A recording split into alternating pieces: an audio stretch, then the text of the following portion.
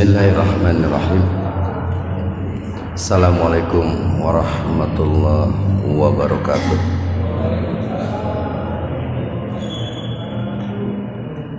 Alhamdulillahi rabbil alamin. Wa bihi nasta'inuhu ala umuri dunya waddin. Ashhadu an la ilaha illallah al-malikul haqqul mubin. Wa ashhadu anna Muhammadan abduhu wa rasuluh shadiqul wa'dil amin. Hadirin ikhwatu iman, jemaah Majelis Ta'lim Illiyin yang mudah-mudahan senantiasa diberikan hidayah dan maghfirah Allah subhanahu wa ta'ala. Alhamdulillah, kajian Majelis Tafsir di Majelis Tafsir Illiyin pada saat ini membahas surat Al-A'raf ayat 182 halaman 174. Al-A'raf ayat 182 ayat halaman 174.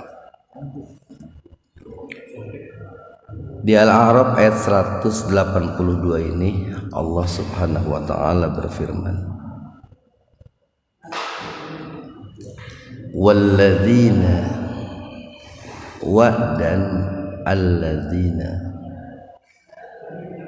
Alladzini merupakan ismul mausul dalam bentuk plural, dalam bentuk jamak, kata sambung yang mana dalam kata sambung itu ada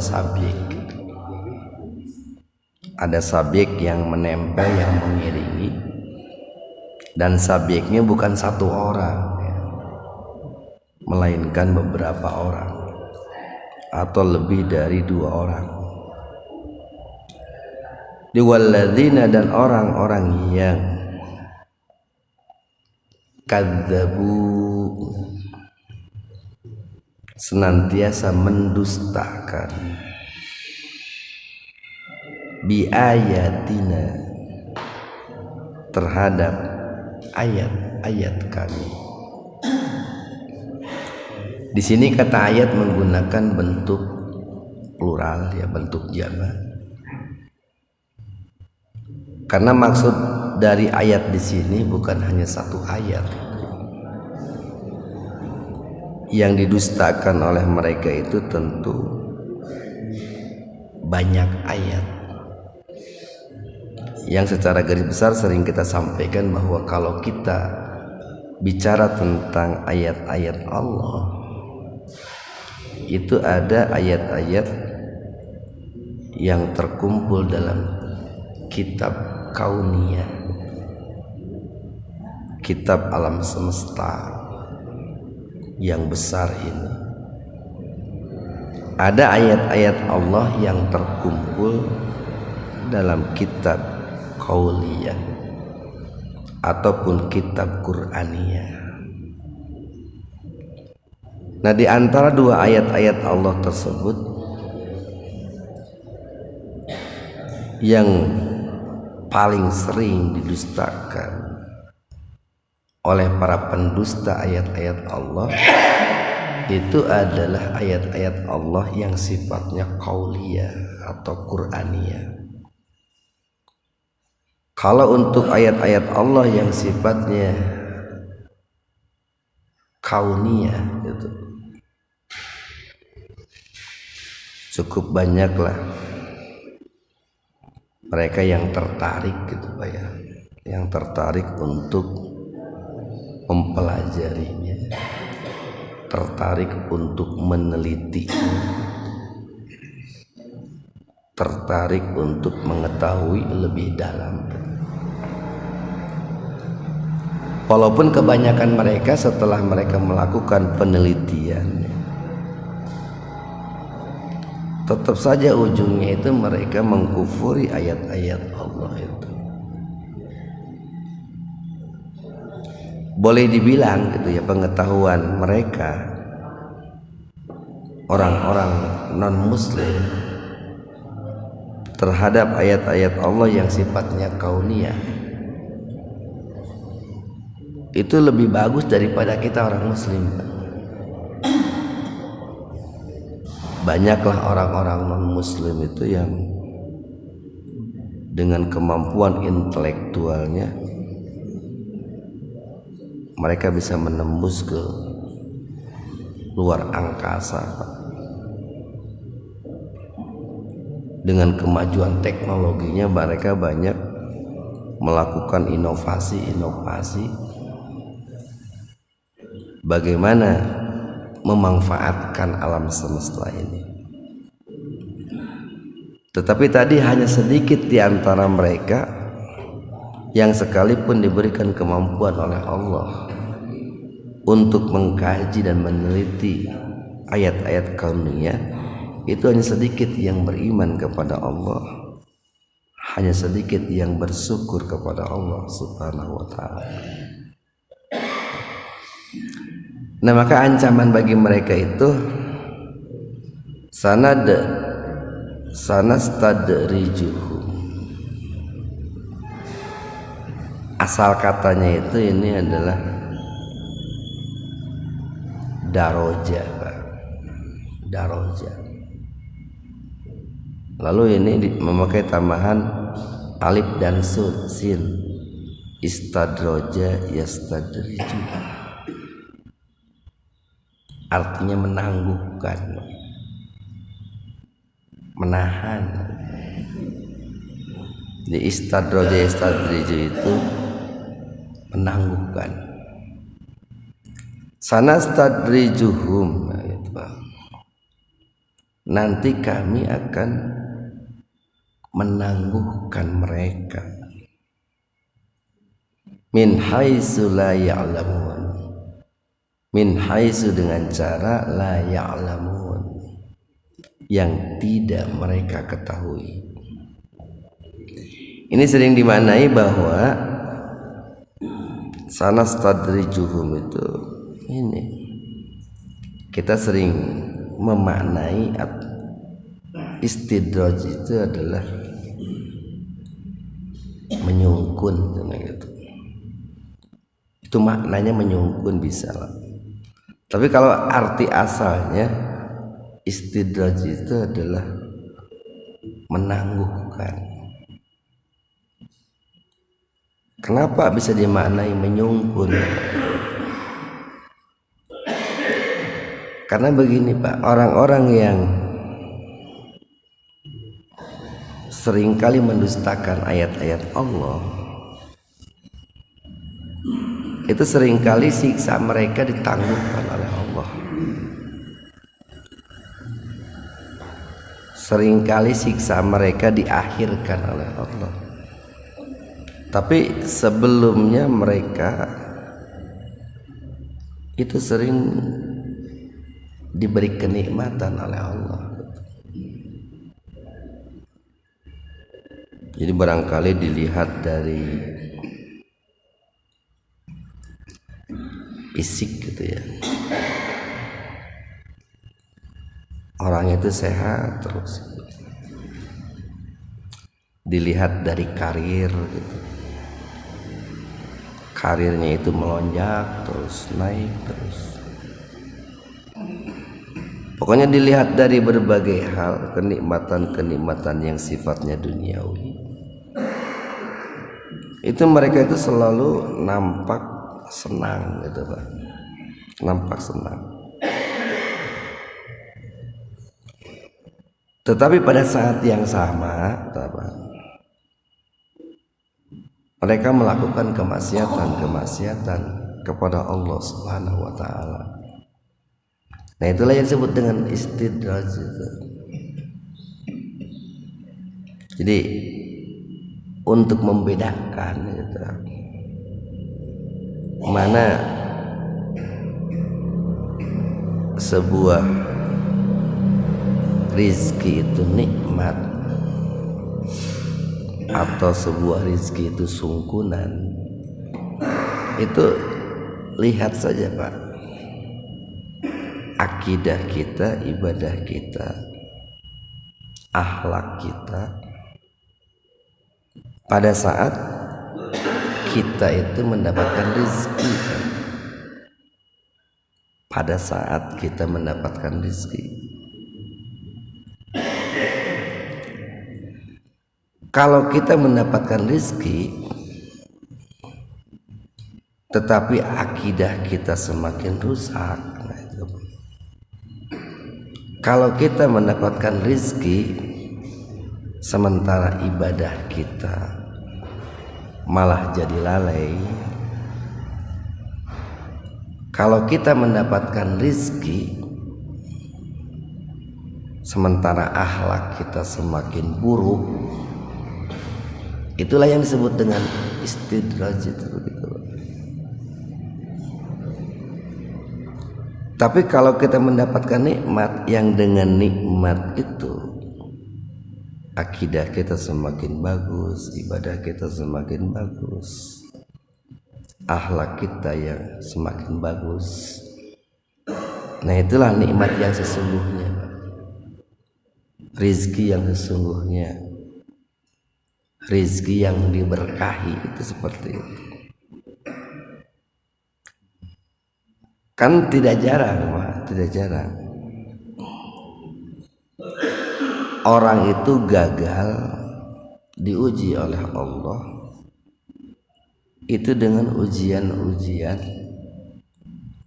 yang sifatnya kenikmatan. Kebanyakan orang itu gagal ketika diuji dengan kenikmatan. Nah lalu bagaimana gitu, biar kita ini terhindar dari istidraj? Pertama kita ini Pak, khususnya pada saat mendapatkan nikmat nih, itu harus perbanyak istighfar, perbanyak taubat. Malah ketika kita mendapatkan nikmat, itu harus muncul dalam benak kita, ini kenikmatan, ini kenikmatan yang mendatangkan ridho Allah, ataukah kenikmatan ini adalah sebuah sungkunan gitu. Jadi barang itu, pada saat kita mendapatkan nikmat itu barengi dengan istighfar, barengi dengan taubat. Kemudian yang kedua, pada saat kita mendapatkan nikmat itu barengi dengan syukur Pak, barengi dengan syukur. Kenapa dibarengi dengan syukur? Karena syukur itulah yang akan tetap menempatkan posisi kita pada posisi seorang hamba. Sekali lagi, syukur itu yang akan menjadikan kita tetap pada posisi seorang hamba. Ketika tidak syukur, maka seseorang itu akan menempatkan posisinya sebagai posisi Tuhan. Bagaimana cirinya dia menempatkan posisi pada posisi Tuhan? Mungkin akan sombong gitu Pak. Kan sombong itu kan pakaian Tuhan gitu. Secara hukum asal yang boleh sombong itu kan hanya Allah. Jadi perbanyak bersyukur. Terlebih lagi syukur dengan harta. Terlebih-lebih syukur dengan harta. Kemudian yang keempat,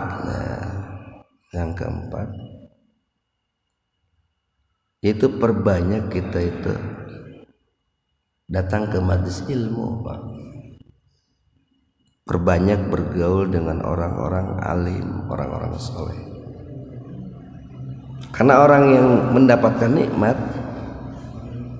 itu sangat rentan, Pak. Potensi untuk menyimpangnya besar. Beda orang-orang yang diuji dengan musibah. Mungkin modal untuk kufur nikmatnya itu kecil. Nah, itu diantara solusi-solusi bagaimana membentengi diri kita daripada istidraj, daripada disungkun oleh Allah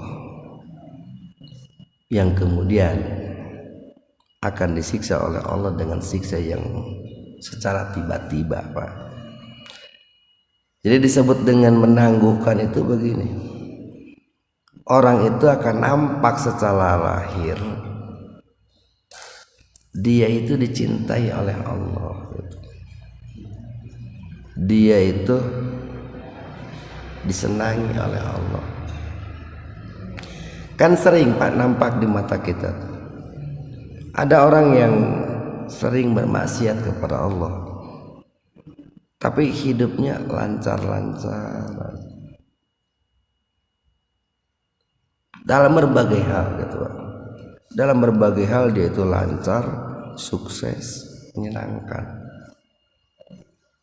Padahal barangkali sholat tarak, puasa tarak gitu. Tetapi hidupnya lancar-lancar saja. Nah, itulah kenapa disebut menangguhkan, Pak. Yang sebetulnya itu merupakan sebuah siksaan. Kenapa dikatakan sebuah siksaan? Karena kan dengan ditangguhkannya, dia akan merasa bahwa Allah itu berpihak kepada dirinya. Dia akan merasa bahwa apa yang dilakukannya itu tidak dibenci oleh Allah. Apa buktinya dia merasa tidak dibenci oleh Allah? Kenikmatan-kenikmatan selalu berpihak kepada dirinya, Pak. Sehingga dia tidak cepat sadar gitu, Pak.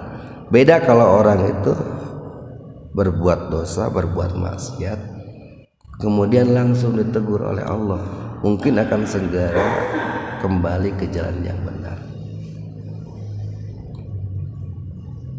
Nah, jadi ketika begini nih, ketika barangkali, Pak, rezeki itu berkurang atau hilang dari diri kita, apa sajalah rezekinya, apa saja, kita jangan buru-buru suudzon kepada Allah, tapi cobalah cari barangkali rezeki kita itu ada di tempat yang lain. Cobalah kita cari barangkali rezeki kita itu adalah bentuk yang lain. Mungkin dari sisi harta berkurang, mungkin. Tapi mungkin dari sisi kesolehan bertambah, Pak. Dari sisi harta berkurang, tapi mungkin dari sisi kesabaran bertambah. Dari sisi pekerjaan, profesi turun. Tapi dari sisi silaturahim, dari sisi pemahaman tentang Islam bertambah. Nah, sebetulnya bisa jadi rizki kita itu oleh Allah diganti dengan bentuk seperti itu. Kan suka ada begini, Pak, orang kekayaannya banyak,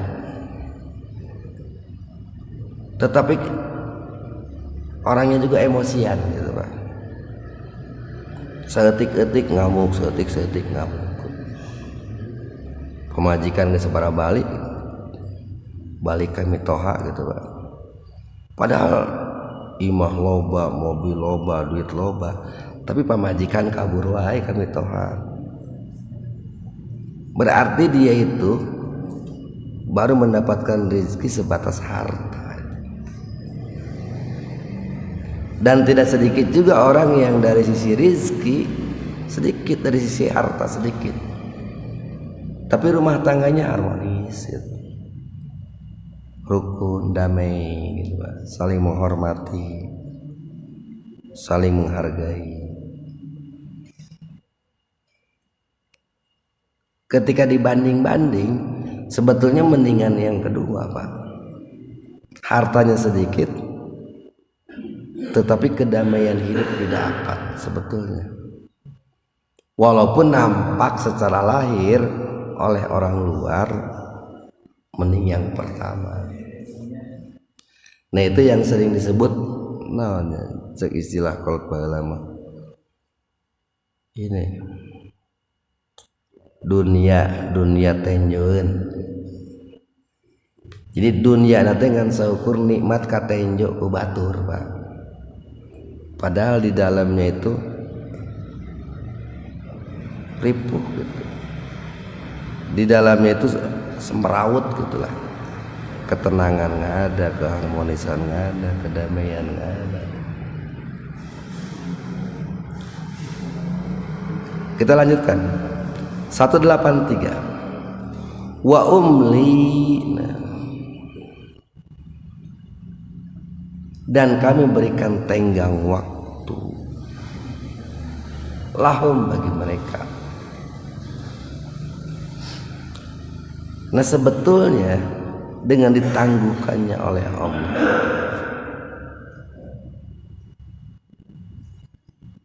di satu sisi ada orang yang ketika ditangguhkannya itu kembali ke jalan yang benar, Pak. Tetapi di sisi lain ada yang dengan ditangguhkannya oleh Allah itu kesesatannya semakin jauh.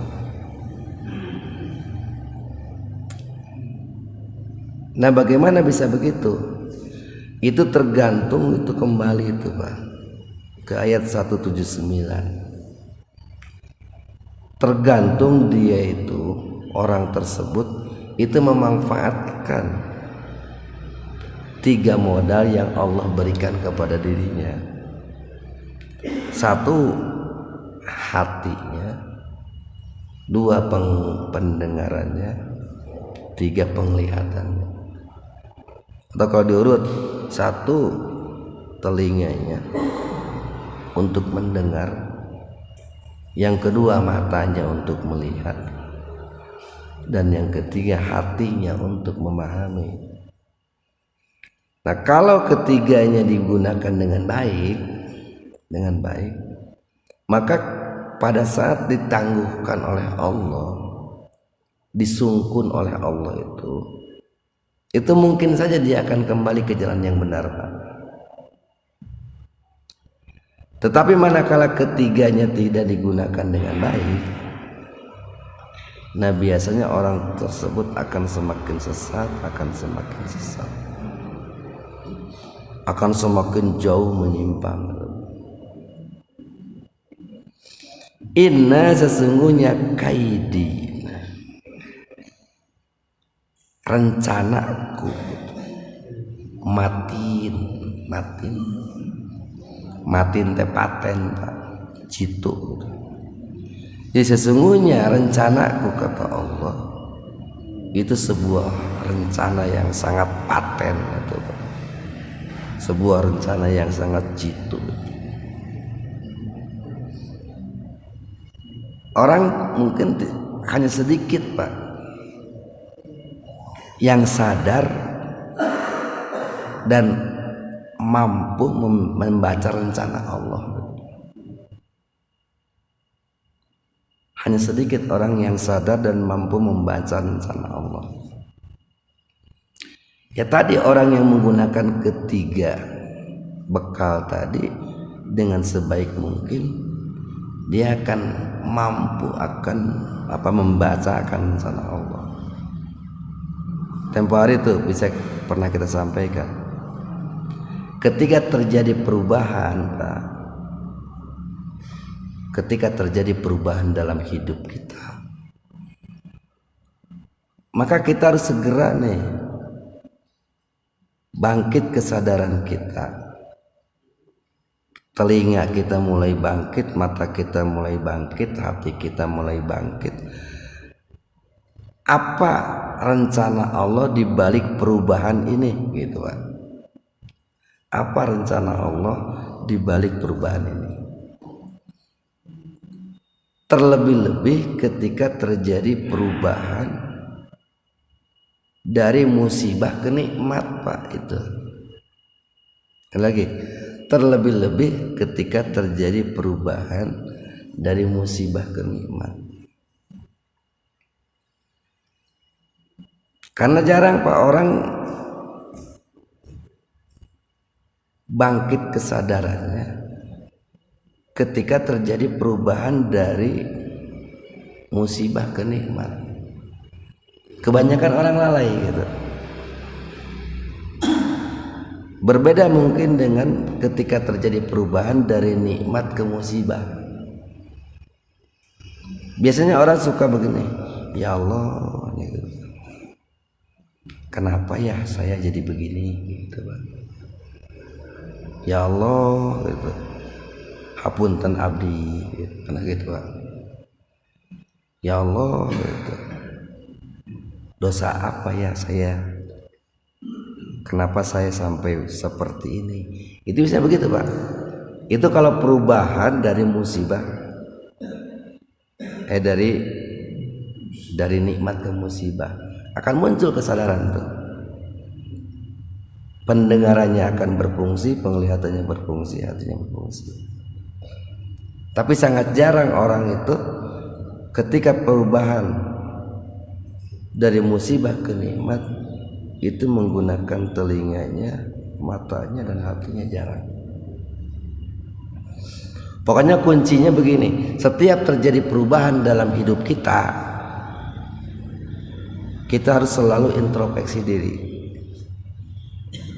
Ini perubahan ini nikmat atau sungkunan, gitu. Itu perubahan ini nikmat atau musibah. Dan indikator nikmatnya jangan semata-mata indikator duniawi, tapi coba didampingi dengan indikator ukhrawi. 184 awalam, ini 3 huruf nih Pak. A harful istifham, apakah artinya, wa dan lam, tidak, digabung tuh, awalam dan apakah tidak, yatafakkaru, mereka berpikir. Ini kita tahu mereka ada wawu dan alif Pak. Dengan adanya tambahan wawu dan alif di ujung, itu menunjukkan banyak mereka. Dan apakah mereka tidak berpikir? Semula nih ayat ini ditujukan kepada orang-orang musyrik, orang-orang musyrik yang hidup di zaman atau di sekitaran Nabi Muhammad itu. Ma tidaklah bisohibihim, sahabat mereka. Siapa sahabat mereka itu? Nabi Muhammad itu. Min jinna, jinna, gila itu, majnun. Jadi Allah nih bertanya kepada mereka dengan sebuah pertanyaan yang mengagetkan sebetulnya. Apakah mereka orang-orang kafir, orang-orang musyrik tidak berpikir gitu, bahwa sahabat mereka Muhammad itu bukanlah orang gila gitu. Ini di sini kan disebutkan nih Pak, posisi Nabi Muhammad dengan mereka itu secara nasab, secara biologis itu bukan orang lain gitu.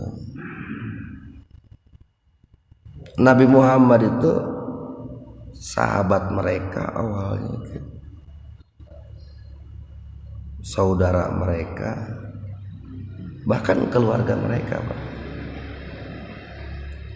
Tapi kemudian mereka mengatakan bahwa Nabi Muhammad itu majnun, orang yang terjangkit penyakit gila gitu, stres gitu, hilang akal gitu. Nggak jauh beda lah Pak hari ini. Banyak orang-orang yang justru berpikir benar gitu. Banyak orang-orang yang diberikan nur, cahaya oleh Al-Quran, kemudian mata hatinya menjadi tajam. Banyak orang yang mengasah pendengarannya, penglihatannya, hatinya diasah tuh dengan Al-Quran, sehingga pemikirannya lurus, perkataannya juga benar. Itu kan seringkali hari ini disebut gila gitu Pak, disebut gelo kuno garelo gitu Pak, kan gitu ya, sebut gelo kuno garelo. Mata hati-hati Pak nih. Jadi orang tong pipiluan gelo Pak. Ketika hari ini nih ada kiai ulama yang soleh disebut gelo, orang tong pipiluan. Sabla mun pipiluan nyebut gelo berarti orang teh sarua gelo gitu. Jeung nu garelo tadi gitu. In tidaklah huwa dia itu. Huwa di sini kembali kepada Nabi Muhammad Pak. Jadi in Muhammad illa nadhirum mubin. Dia itu bukan orang gila, melainkan dia itu seorang pemberi peringatan yang nyata gitu. Seorang pemberi peringatan yang nyata. Di sini Nabi Muhammad tidak diposisikan sebagai Basyirul Mubin, padahal beliau itu kan Basyirul Mubin juga. Nah ini mengindikasikan begini Pak, bahwa tugas terberat dalam berdakwah itu adalah nahyul mungkar. Tugas terberat dalam dakwah itu adalah memberikan nadhir, peringatan, bukan memberikan tafsir, kabar gembira. Kayak beginilah kalau kita ibaratkan dalam tubuh kita Pak, memberikan vitamin, gizi gitu Pak ke tubuh kita, itu mungkin tidak ada masalah gitu Pak. Tetapi kalau kita mengobati tubuh kita, karena tubuh kita barangkali sakit, itu berat itu Pak, kadang menyakitkan gitu. Gening aya orang tadi obatan kudu dioperasi gitu kan gitu. Ada orang diobati harus di kemo, itu kan sakit Pak. Tapi lamun unggal poe mere vitamin itu nggak berat Pak, nggak berat. Nah begitu pula dalam dakwah itu, kalau dakwahnya nuansanya memberikan kabar gembira, itu mudah, itu mudah. Bahasa kekinian mungkin istilahnya motivator itu mudah. Tetapi yang berat itu ketika dakwah itu memposisikan diri sebagai nadir, sebagai pemberi peringatan, sebagai pencegah kemungkaran. Nah ini berat, berat. 185. Awalam, dan apakah tidak yang dulu mereka melihat. Kalau tadi yatafakkaru, mereka berpikir. Apakah mereka tidak berpikir? Kalau di sini, apakah mereka tidak melihat fi malakutis samawati, tentang kerajaan-kerajaan yang ada di seluruh langit, wal ardi, dan juga tentang kerajaan-kerajaan yang ada di seluruh bumi. Wa ma khalaqallahu, dan segala sesuatu yang Allah ciptakan, min syai'in, dari segala sesuatu. Nah itulah tadi kenapa kita katakan bahwa sebetulnya para pendusta agama itu seringkali mereka itu terkait ayat-ayat kauniyah, alam semesta, itu mereka antusias, Pak, antusias melakukan penelitian terhadap hal-hal yang ada di langit. Itu serius mereka. Terlebih-lebih melakukan penelitian yang ada di bumi, Pak, baik di lautan, di daratan, itu mereka sangat serius. Terlebih-lebih melakukan penelitian-penelitian baik yang terkait dengan flora, fauna, itu sangat serius. Sok itu, Pak, banyak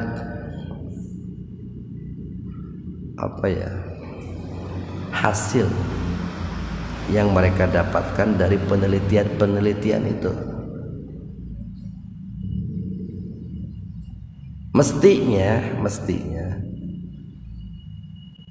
mereka itu adalah orang-orang yang beriman dan bersyukur kepada Allah, karena mereka yang melakukan penelitian, Pak. Kalau kita kan orang-orang yang menikmati hasil penelitian. Aya geningnya nu meneliti semut, profesor semut. Aya nu meneliti buaya, profesor buaya. Aya nu meneliti tanah, kan gitu, Pak. Wah, segala macam, Pak. Nah, mestinya ketika penelitian-penelitian itu muncul tuh keimanan dalam dirinya itu. Makanya Allah bertanya, apakah mereka tidak melihat akan kerajaan-kerajaan yang ada di langit, di bumi, atau bagaimana kemahakuasaan Allah dalam makhluk-makhluk yang Allah ciptakan. Wa an asa, dan mungkin saja ayyakuna, keberadaannya itu qad, sungguh, iktaroba, telah dekat, ajaluhu, ajal mereka. Ajal di sini kebinasaan. Mungkin saja gitu. Bahkan ada yang menafsirkan bisa jadi atau bisa dipastikan bahwa kebinasaan mereka itu sungguh sudah sangat dekat. Fabi ayyi hadisin, maka dengan berita yang mana lagi, ba'dahu, hu-nya itu domir kembali kepada Quran. Ba'dahu maksudnya ba'dal Quran, setelah Al-Quran, yu'minun, mereka akan beriman. Jadi dengan berita mana lagi, dengan kitab informasi mana lagi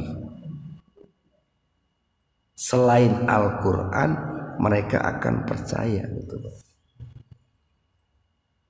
Ini memberikan sebuah isyarat begini. Satu, kalau mereka dengan kitab suci Al-Quran saja tidak percaya, apalagi dengan kitab-kitab yang lain. Karena Al-Quran ini nih, walaupun masuk kategori kitab qauliyah, Pak, ayat qauliyah, tetapi di dalamnya itu dibahas kauniyah juga, Pak. Di Al-Quran itu dibahas langit, dibahas bumi, dibahas bulan, matahari, lautan, tanaman, tumbuhan. Apa karena mah hayang ilmu naon lagi di Al-Quran mah aya gitu, aya. Cuman butuh kecerdasan, Pak. Butuh kecerdasan seseorang untuk mengungkap, untuk menyingkap spirit ilmu, pesan-pesan ilmu yang tersirat yang ada dalam Al-Quran.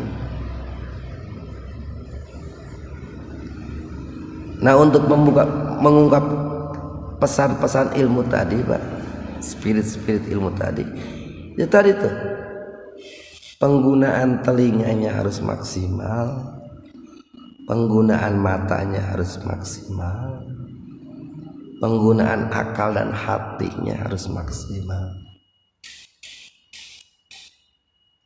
Ya kalau kita mah, Pak, untuk orang-orang setingkat kita, kunci utama nama rajin baca lah, rajin baca.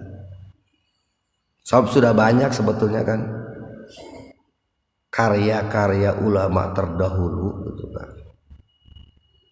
yang telah berhasil. Ya paling tidak sebagian pesan-pesan Al-Quran itu mereka singkap gitu kan. Hayang ilmu kedokteran kan gitu banyak. Aya kan pakarna Ibnu Sina kan. Ibnu Sina itu kan dari Al-Quran itu kan, melahirkan ilmu kedokteran itu kan. Hayang ilmu matematika, aya Ibnu Khazin gitu kan, itu kan pakar matematika. Tugas kita hanya rajin baca saja, Pak, rajin baca. Semua ilmu-ilmu yang ada dalam Al-Quran, atau sebagian lah ilmu yang ada dalam Al-Quran itu oleh mereka itu sudah diterjemahkan dalam karya-karya nyata mereka. Terakhir 186, mayyudlilillah, barang siapa yang disesatkan oleh Allah. Nah, sampailah kepada sebuah vonis, Pak. Orang itu disesatkan oleh Allah. Perjalanannya panjang nih, Pak, nih. Sampai ke titik vonis orang disesatkan oleh Allah itu perjalanannya panjang. Tapi sebuah perjalanan itu tidak lepas dari kelalaian dirinya dalam memanfaatkan nikmat pendengaran, penglihatan, dan juga hati, sehingga lalai dalam menggunakan ketiganya. Dia pun tidak mampu membedakan mana nikmat, mana sungkunan, nggak mampu itu. Sekali lagi, dia tidak mampu membedakan mana nikmat, mana sungguh. Dia tidak mampu membedakan mana orang gila, mana orang waras.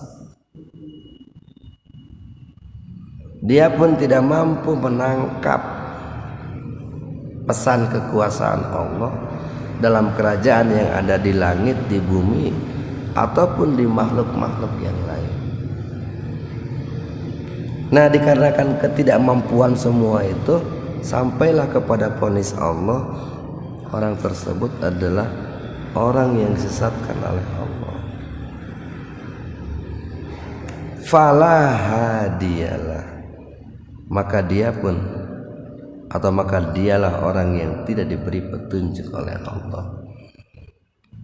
Jadi seperti tidak ujug-ujugnya orang mendapatkan hidayah, Pak. Tidak ujug-ujug, Pak. Jadi hidayah itu perlu dicari, diusahakan, diikhtiarkan. Tong boro-boro hidayah atuh pala pamajikan gen masuk hitut kudu teh angan atuh. Baheula kan urang geuning hayang dengan pamajikan, ibu pamajikan kan di teh angan atuh. Duit wae duit kudu di teh angan kan gitu, Pak. Harta kudu di teh angan. Nah, kalau hal-hal yang sifatnya duniawi yang remeh saja harus dicari, apalagi hidayah, Pak, taufik mahal itu, harus ekstra mencarinya itu, harus ekstra. Jadi tidak ada, Pak, sebetulnya kalau mau jujur tidak ada orang yang dapat hidayah konyong-konyong, tidak ada. Dulu tuh Umar bin Khattab, beliau masuk Islam dapat hidayah.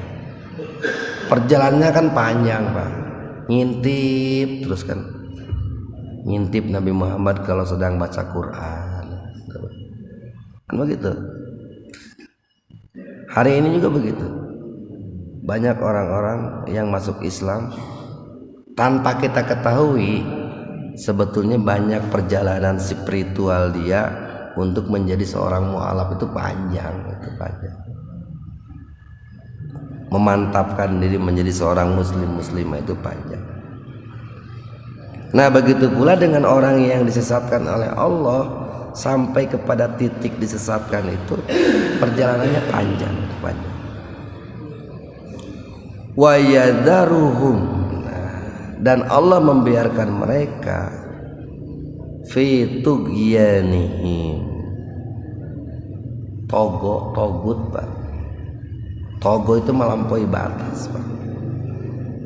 Dan Allah membiarkan mereka fi tughyanihim, dalam kesesatannya itu ya'mahun, itu terombang-ambing, Pak. Ada yang menerjemahkan ya'mahun teh tikerebek gitu, tikerelek, Pak. Kenapa tikerebek? Kan tadi teu wayuh ditulungan, Pak. Tidak segera ditolong. Kan suka ada begini, ada orang itu yang tercebur ke kali, ke sungai. Seorang anak kecil nih, dia itu tercebur ke sungai. Baru sampai betisnya udah ditolong, baru sampai pinggangnya ditolong. Tapi tidak jarang gitu, karena mungkin kelalaian orang tua dan lain sebagainya, seorang anak kecil itu tercebur sampai tikerelek gitu. Nah, orang pun ada yang tersesat, tapi oleh Allah langsung tuh diingatkan, dicubit, ditegur. Ada yang begitu. Kesalahannya, kemaksiatannya baru sampai sebetis, diingatkan. Sampai ke tuur, diingatkan. Sampai ke pinggang, diingatkan. Tapi ada orang itu yang penyimpangannya, kesesatannya gesalaput hulu, Pak. Oleh Allah belum diingatkan juga, malah hayo diberikan harta sebanyak-banyaknya, kenikmatan sebanyak-banyaknya. Nah, orang seperti itu sulit untuk kembali kepada jalan yang benar. Makanya tadi dikatakan bahwa hal seperti itu sebetulnya itu adalah siksa dari Allah, karena Allah membiarkan dirinya tersesat semakin jauh dan sulit untuk kembali kepada jalan yang benar. Mudah-mudahan ada manfaatnya untuk kita semua. Subhanakallahumma wa bihamdika, asyhadu an la ilaha illa anta, astaghfiruka wa atubu ilaik.